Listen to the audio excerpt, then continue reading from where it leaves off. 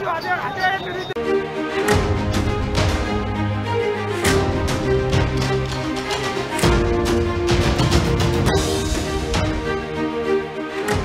News Osmania యూనివర్సిటీలో ఉద్రిక్త పరిస్థితులు నెలకొన్నాయి. డిఎస్సి కొత్త నోటిఫికేషన్ వేయాలి అని నిరుద్యోగులు డిమాండ్ చేస్తున్నారు. ఆందోళన చేస్తున్న డిఎస్సి అభ్యర్థులను వెంబడించి అదుపులోకి తీసుకున్నారు పోలీసులు. వర్సిటీలో భారీగా పోలీసులు మోహరించారు. ముఖ్యమంత్రి రేవంత్ రెడ్డి దిష్టి బొమ్మను దగ్ధం చేశారు నిరుద్యోగులు.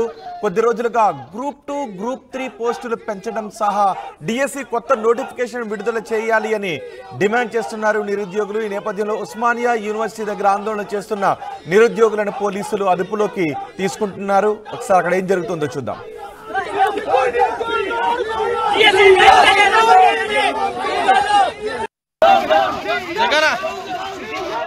మీరు చెప్పిన వాగ్దానాల్ని ఇంప్లిమెంట్ చేయాలని చెప్పేసి ఈ రాష్ట్ర ప్రభుత్వానికి విద్యార్థుల నిరుద్యోగుల తరఫున డిమాండ్ చేస్తున్నాను. జై తెలంగాణ. మీరు ఈరోజు అదే నిరుద్యోగులకి అన్యాయం చేస్తున్నారు. గతంలో మీరు మెగా డిఎస్ చేస్తాం మేము అధికారంలోకి అన్నారు. గ్రూప్ 1, గ్రూప్ 2 పోస్టులు పెంచుతా అన్నారు. ఇప్పుడు ఆ పోస్టులు ఎందుకు వేయలేదు రేవంత్ రెడ్డి గారు నేను ప్రభుత్వాన్ని ప్రశ్నిస్తున్నా. రాబోయే రోజులలో ఏ నిరుద్యోగులైతే మీకు ఓటేసి మిమ్మల్ని గెలిపించారో చేతిలో మీరు ఓడిపోవడం ఖాయం రానున్న రోజులలో ఈ రోజు మీరు చెప్పిన వాగ్దానాల్ని ఇంప్లిమెంట్ చేయాలని చెప్పేసి ఈ రాష్ట్ర ప్రభుత్వానికి విద్యార్థుల నిరుద్యోగుల తరఫున డిమాండ్ చేస్తున్నాను. వాళ్ళకి సమస్య ఉండదు, మనల్ని తీసుకొస్తాం.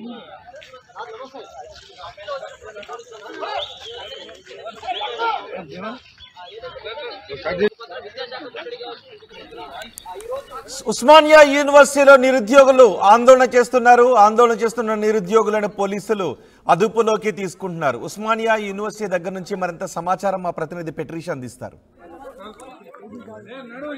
నిన్న రాత్రి నుంచి ఓయూ స్టూడెంట్స్ ఎవరైతే డిఎస్సి వాళ్ళందరూ ధర్నాకు దిగడం అయితే జరిగింది. ప్రస్తుతం మనం ఓయూ క్యాంపస్ దగ్గరనే ఉన్నాం. నిన్న రాత్రి నుంచి ఇక్కడనే సుమారుగా 300 మంది బైఠాయించడం అయితే జరిగింది. డిఎస్సి ఎగ్జామ్స్ గురించి పోరాటం అయితే చేస్తున్నారు. ఒకవైపు చాలామంది ఇక్కడ బైఠాయించి మాకు న్యాయం జరగాలి, జస్టిస్ జరగాలి అని కోరుకోవడం అయితే జరిగింది. దీని మీద పోలీసులు అందరినీ లిఫ్ట్ చేయడం అయితే జరిగింది. ఎవరైతే ధర్నాకి బైఠాయిస్తున్నారో బైఠాయించిన వాళ్ళందరినీ కూడా లిఫ్ట్ చేసి తీసుకెళ్లారు. సుమారుగా 200 మంది వరకు మనం పూర్తిగా విజువల్స్లో కూడా చూడవచ్చు. అన్ని దగ్గర కూడా పోలీసుల బందోబస్తీ, వ్యాన్లు అవన్నీ కనిపిస్తూ ఉన్నాయి మనకి. మొత్తం మీద కూడా చాలామంది స్టూడెంట్స్ ధర్నాకి కూర్చున్న వాళ్ళందరినీ లిఫ్ట్ చేసి అరెస్ట్ చేసి తీసుకెళ్తున్నారు. అదేవిధంగా ఇక్కడ దిష్టి బొమ్మలు కూడా బీఆర్ఎస్ నేతలు తగలబెట్టారు. ఆ దిష్టి బొమ్మలని తగలబెట్టిన వెంటనే కాంగ్రెస్ నేతలు వచ్చి దాన్ని పసుపు నీళ్ళతో చల్లార్చడం అయితే జరిగింది. ఇటువంటివి గొడవలు తరచూ జరుగుతున్నాయి. ఓయూ క్యాంపస్లో డిఎస్సి ఎగ్జామ్స్ మొన్నటికి మొన్న ఇదే గొడవ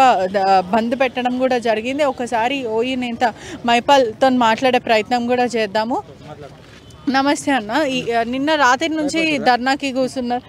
ఎందుకని అందరూ భయపడుతున్నారు? ఎవరు కూడా మాట్లాడడానికి ముందుకు ఎందుకు రావట్లేదు? చూడండి, 100 మంది విద్యార్థులు ఉంటే 200 మంది పోలీసులు ఉన్నప్పుడు వాళ్ళకేమో అధికారం ఉంది, మాకేమో అధికారం లేదు. వాళ్ళని ఏమన్నా అన్నా కానీ లోపటేస్తారు. వాళ్ళు మమ్మల్ని కొట్టినా ఏం కాదు, కానీ మేము ఏమనకూడదు కదా. మరి ఇక 100కు 200 మంది పోలీసులు అనేక దగ్గరలో మర్డర్లు అవుతున్నాయి, రేపులు అవుతున్నాయి. అక్కడికి వెళ్ళాల్సిన పోలీసులు నిరుద్యోగుల దగ్గరకు వచ్చి ఏం పని అండి ఈ ప్రభుత్వానికి? అప్పుడు ఇదే రేవంత్ సీఎం గారు ప్రతిపక్షాలు పోలీసులతోని రాజ్యం నడిపిస్తున్నాడు అని చెప్పి ఇప్పుడు మీరు నడిపిస్తున్న మాటలు కూడా చెప్పారు కదా. అలాగే స్టేజ్ల పైన చెప్పారు, డిఎస్సి వాళ్ళకి మేము ఉద్యోగాలు ఇప్పిస్తాం, నిరుద్యోగుల పట్ల మేము నించుంటాం, ఈ ప్రభుత్వం అంతా కూడా మీదే అని చెప్పారు కదా. అవును, మాటలు కోటలు దాటినాయి, ఇప్పుడు చేతులు గడప దాటట్లేదు. ఓడ దాటేదాకా ఓడమల్లన్న, ఓడ దాటినాక బోడమల్లన్న అని చెప్పి షర్మిల వాళ్ళ ఫాదర్ చనిపోతే మరి అది జయంతికో వర్ధంతికో ఇడుపులపాయకు పోయి మళ్ళీ ఉప ఎన్నికలు వస్తే షర్మిల నేనే ప్రచారం చేస్తా అంటున్నాడు. నిరుద్యోగులు నీ కోసం ప్రచారం చేస్తా, నువ్వు షర్మిల కోసం ప్రచారం చేయాలి. ఇదా దౌర్భాగ్యము? కనీసం నువ్వు చంద్రబాబు నాయుడిని కలిసే టైం నీకుంది, మా నిరుద్యోగులను కలవడానికి ప్రాబ్లం ఏంది? నువ్వు ఎందుకు ఉస్మానియా యూనివర్సిటీకి వస్తలేవు, ఆర్ట్స్ కాలేజ్కి వస్తలేవు, లైబ్రరీకి వస్తలేవు? అడగట్లేదు.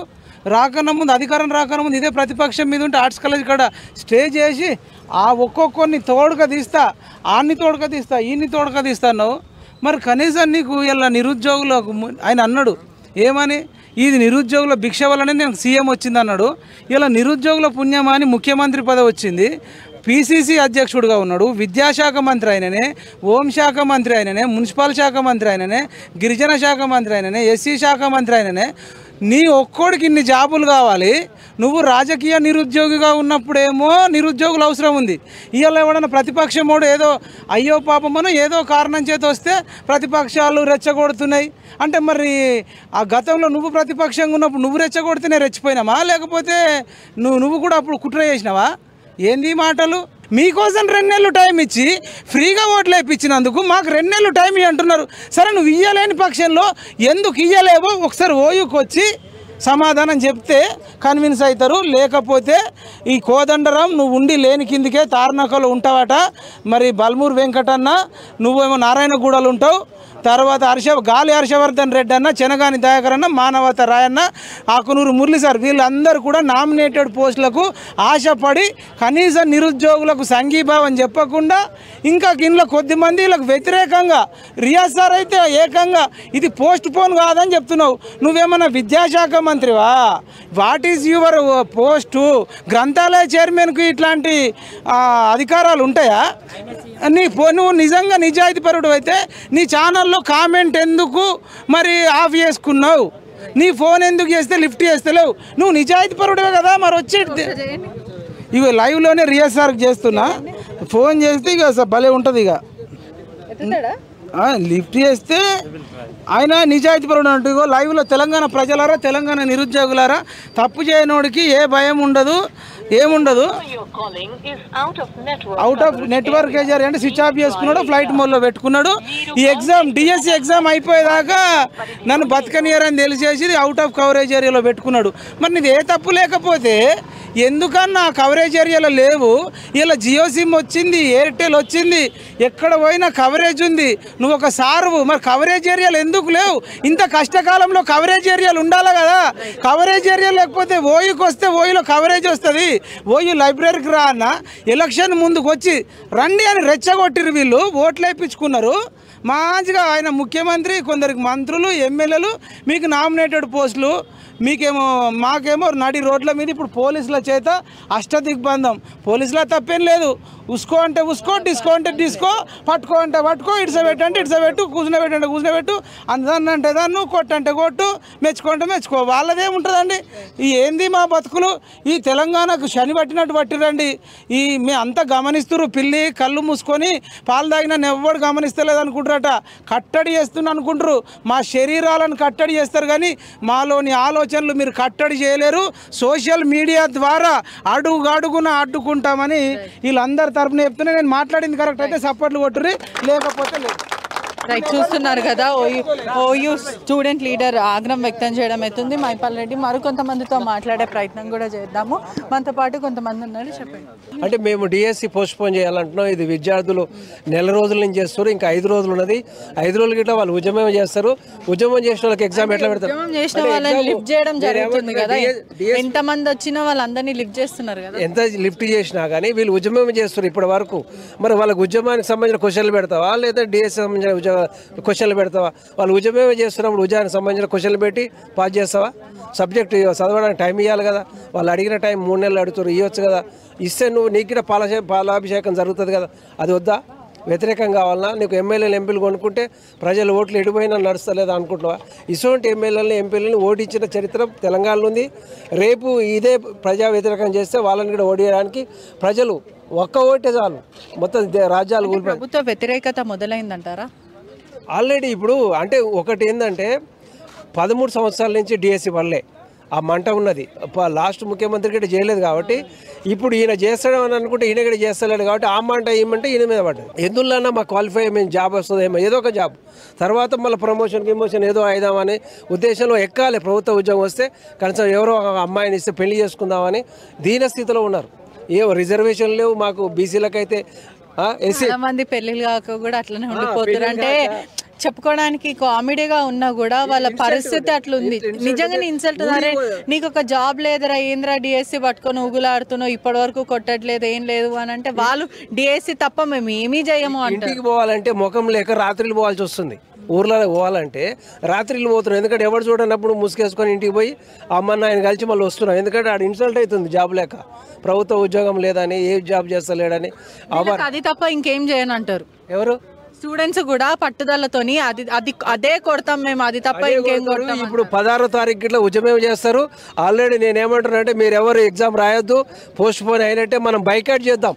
కావాలంటే మళ్ళీ వాళ్ళే దిగొస్తారు, బైకాట్ చేయాలి. మీరు ఎవరు భయపడవద్దు అని అంటున్నా. మీరు సూసైడ్ చేసుకోవద్దు. మీ యొక్క ప్రాణం ఉంటేనే కొట్లాడడానికి మన మోతీలాల్ గిట్ట మన నిదర్శనం. సావుకైనా తెగించుండు, ఆయన మళ్ళీ విరమించుకొని మళ్ళీ ఉద్యమానికి వస్తుండి కొట్లాడుతుండు. కాబట్టి నేనేమంటున్నానంటే మీరు సావద్దు, ఇవాళ ఏదో చేస్తారు నా ఉద్యోగం పోతుంది అనొద్దు. ప్రజాసంఘం మొత్తం తెలంగాణ మొత్తం మీ అమ్మట ఉంటుందని మళ్ళీ డిఎస్సి పెట్టడానికి ప్రజా సంఘాలు, విద్యార్థి సంఘాలు, నిరుద్యోగ అందరం మేము వస్తామని మీడియా మీలాంటి వాళ్ళు కూడా సహకారం చేయాలని. రేవంత్ రెడ్డి ఇదే మొదటి అడుగు, ఇక్కడ ఓడిస్తామని చెప్పేసి దీని ద్వారా వచ్చే ఏ మోసపూర్ణ రాజకీయ నాయనైనా తొక్కడానికి మేము సిద్ధంగా ఉన్నాం ప్రజా వ్యతిరేకంగా చేస్తే. నా పేరు కేశవ, నేను కూడా డిఎస్సి ఆస్పిరెంట్ స్టూడెంట్స్నే. మేము మార్నింగ్ నుంచి అంటే నైట్ అరెస్ట్ అయినప్పటి నుంచి నిన్న ప్రోగ్రామ్ చేసిన తర్వాత విద్యాశాఖ ముట్టడి చేసాము. ముట్టడి తర్వాత అరెస్ట్ అయిన తర్వాత కూడా మమ్మల్ని అక్కడ ఏది అంటే మన సిటీ కాలేజీ గ్రౌండ్ దగ్గర తీసుకెళ్లారు. సిటీ కాలేజ్ గ్రౌండ్ దగ్గరలో కూడా అరెస్ట్ చేసిన తర్వాత కూడా నైట్ 10:30 దాకా అక్కడే ఉన్నాం మేము. కనీసం మహిళలని చూడకుండా కూడా, గర్ల్స్ని చూడకుండా కూడా, అందుట్లో కనీసము ప్రెగ్నెన్సీ మహిళలు కూడా ఉన్నారు స్టూడెంట్స్.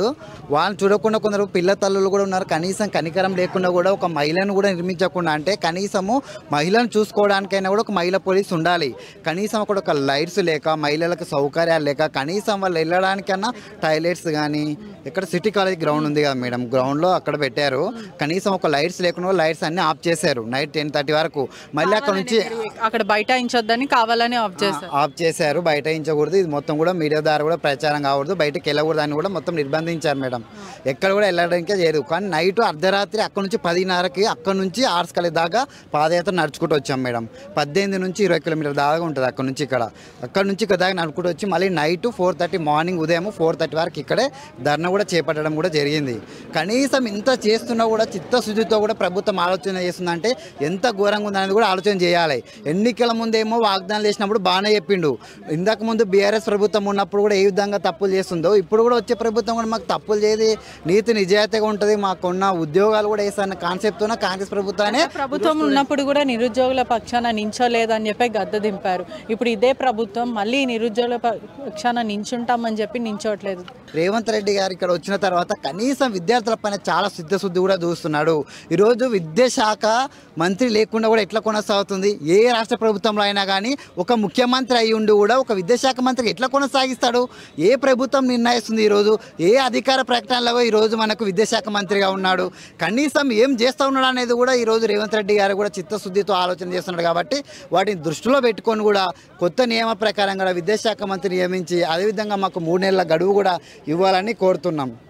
చూస్తున్నారు కదా, ఒకవైపు స్టూడెంట్స్ అందరూ ఆవేదన మరియు ఆగ్రహం వ్యక్తం చేయడం అయితే జరుగుతుంది. మేము అడిగేది మణులు మాణిక్యాలు ఇవేం కాదు, ప్రభుత్వాన్ని చేతులెత్తి జోడిస్తున్నాం, మరో 3 నెలల గడువు ఇవ్వండి, 13 సంవత్సరాల తర్వాత డిఎస్సి ఎగ్జామ్ రాయబోతున్నాము, గ్రూప్ 1 మొన్ననే అయిపోయింది, ప్రిపరేషన్కి కూడా టైం లేదు, దయచేసి మాకు కొంచెం గడువు ఇవ్వండి అని చెప్పి ఓఈ స్టూడెంట్స్ అందరూ బైఠాయించడం అయితే జరిగింది. నిన్న నైట్ కూడా అక్కడ సిటీ లైబ్రరీ నుంచి ఇక్కడ వరకు సుమారుగా 18-20 కిలోమీటర్లు నడుచుకుంటూ వచ్చి వాళ్ళు స్లోగన్స్ చెప్పుకుంటూ ఇక్కడ వరకు రావడం జరిగింది. ఇక్కడనే ఈ టెంట్లోనే బైఠాయించారు. పొద్దున్న ఎంతమంది వస్తే 200 మంది కూర్చొని బైఠాయిస్తే 400 మంది పోలీసులు వచ్చి లిఫ్ట్ చేయడం అయితే జరుగుతుంది. మా పరిస్థితి అస్సలు బాగాలేదు, 13 సంవత్సరాల తర్వాత మేము మళ్ళీ ఎగ్జామ్ రాయబోతున్నాం, దయచేసి మాకు గడువు ఇవ్వండి, లేకపోతే ప్రభుత్వ వ్యతిరేకత అనేది ఆల్రెడీ మొదలైంది. ఈ ప్రభుత్వం రావడానికి కూడా మేము మా ఒక కృషి అనేది ఉంది, అందరం కలిసి ఓట్లు వేయించాము, ఉస్మానియా స్టూడెంట్సే కానీ డిఎస్సి స్టూడెంట్సే కానీ వీళ్ళందరం కలిసి మేము దీనికి నించొని మరి ప్రభుత్వాన్ని తీసుకొచ్చాం. మా ప్రభుత్వం ప్రజల ప్రభుత్వం అంటేనే కదా మేము ఈ ప్రభుత్వాన్ని తీసుకొచ్చాం. ఇప్పుడు ఒకవేళ నిరుద్యోగుల పక్షాన్ని నించకపోతే గద్ద దింపుతాము, వ్యతిరేకత అనేది మొదలైంది అని స్టూడెంట్స్ అని చెప్పడం జరుగుతుంది. కెమెరామ్యాన్ విజయ్తో పట్రిషా రిపోర్టింగ్ RTV హైదరాబాద్. నిరుద్యోగుల పేరు చెప్పి మీరు అధికారంలోకి వచ్చిన మీరు ఈరోజు అదే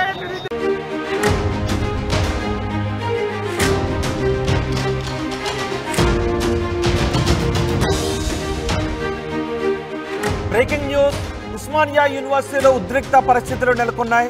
డిఎస్సి కొత్త నోటిఫికేషన్ వేయాలి అని నిరుద్యోగులు డిమాండ్ చేస్తున్నారు. ఆందోళన చేస్తున్న డిఎస్సి అభ్యర్థులను వెంబడించి అదుపులోకి తీసుకున్నారు పోలీసులు. వర్సిటీలో భారీగా పోలీసులు మోహరించారు. ముఖ్యమంత్రి రేవంత్ రెడ్డి దిష్టి బొమ్మను దగ్ధం చేశారు నిరుద్యోగులు.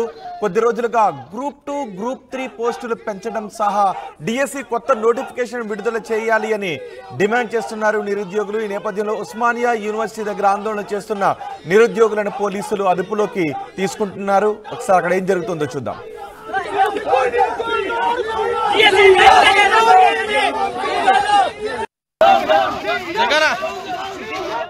మీరు చెప్పిన వాగ్దానాల్ని ఇంప్లిమెంట్ చేయాలని చెప్పేసి ఈ రాష్ట్ర ప్రభుత్వానికి విద్యార్థుల నిరుద్యోగుల తరఫున డిమాండ్ చేస్తున్నాను.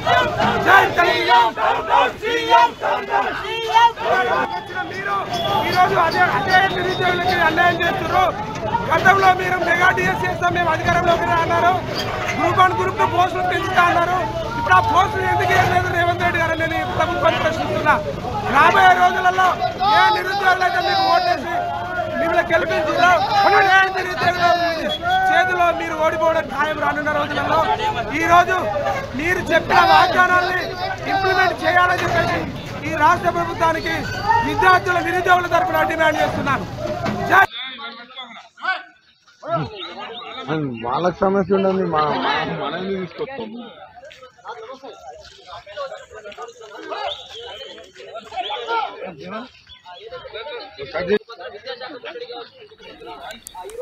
ఉస్మానియా యూనివర్సిటీలో నిరుద్యోగులు ఆందోళన చేస్తున్నారు. ఆందోళన చేస్తున్న నిరుద్యోగులను పోలీసులు అదుపులోకి తీసుకుంటున్నారు. ఉస్మానియా యూనివర్సిటీ దగ్గర నుంచి మరింత సమాచారం మా ప్రతినిధి పెట్రీషా అందిస్తారు. నిన్న రాత్రి నుంచి ఓయూ స్టూడెంట్స్ ఎవరైతే డిఎస్సి వాళ్ళందరూ ధర్నాకు దిగడం అయితే జరిగింది. ప్రస్తుతం మనం ఓయూ క్యాంపస్ దగ్గరనే ఉన్నాం. నిన్న రాత్రి నుంచి ఇక్కడనే సుమారుగా 300 మంది బైఠాయించడం అయితే జరిగింది. డిఎస్సి ఎగ్జామ్స్ గురించి పోరాటం అయితే చేస్తున్నారు. ఒకవైపు చాలామంది ఇక్కడ బైఠాయించి మాకు న్యాయం జరగాలి, జస్టిస్ జరగాలి అని కోరుకోవడం అయితే జరిగింది. దీని మీద పోలీసులు అందరినీ లిఫ్ట్ చేయడం అయితే జరిగింది. ఎవరైతే ధర్నాకి బైఠాయిస్తున్నారో బైఠాయించిన వాళ్ళందరినీ కూడా లిఫ్ట్ చేసి తీసుకెళ్లారు. సుమారుగా 200 మంది వరకు మనం పూర్తిగా విజువల్స్లో కూడా చూడవచ్చు. అన్ని దగ్గర కూడా పోలీసుల బందోబస్తీ, వ్యాన్లు అవన్నీ కనిపిస్తూ ఉన్నాయి. మనకి మొత్తం మీద కూడా చాలామంది స్టూడెంట్స్ ధర్నాకి కూర్చున్న వాళ్ళందరినీ లిఫ్ట్ చేసి అరెస్ట్ చేసి తీసుకెళ్తున్నారు. అదేవిధంగా ఇక్కడ దిష్టి బొమ్మలు కూడా బీఆర్ఎస్ నేతలు తగలబెట్టారు. ఆ దిష్టి బొమ్మలని తగలబెట్టిన వెంటనే